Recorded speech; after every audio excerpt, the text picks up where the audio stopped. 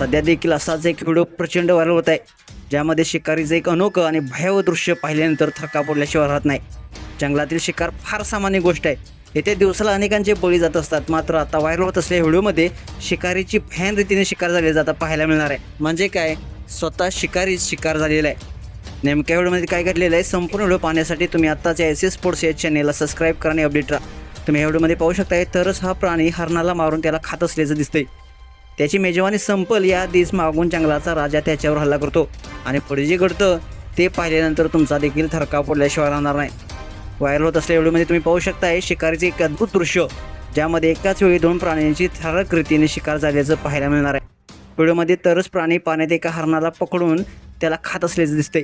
यावेळी हरणाचं अर्ध शरीर त्यानं फाडलेलं असतंय आणि आपल्या शिकारीचा तो आनंद उचलत असतोय, पण तितक्यात मृत्यू त्याच्या मागे उभा असतोय हे त्याला समजत नाही.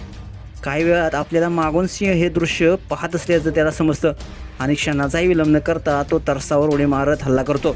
तरसाच्या तोंडात हरिण आणि सिंहाच्या तोंडात तरस, हे सर्वच दृश्य एक नवीन वळण घेतं आणि अखेर नेहमीप्रमाणे शिकारीच्या या खेळात जंगलाच्या राजाचा म्हणजे सिंहाचा विजय होतो. या हल्ल्यात सिंहाने केवळ शिकार हिसकावली नाही, तर जंगलात आपले वर्चस्व पुन्हा एकदा सिद्ध केले. शिकारीचा हा व्हायरल झालेला व्हिडिओ शीतल2242 नावाच्या इंस्टाग्राम अकाउंटवरून शेअर करण्यात आलेला आहे.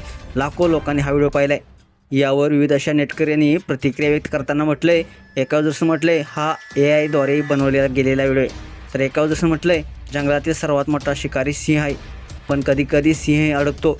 ही वेळची गोष्ट आहे की योग्य वेळी कोण विजय ठरतो. तर एकावर जसं म्हटलंय शेवटी जंगलाचा राजा येतो.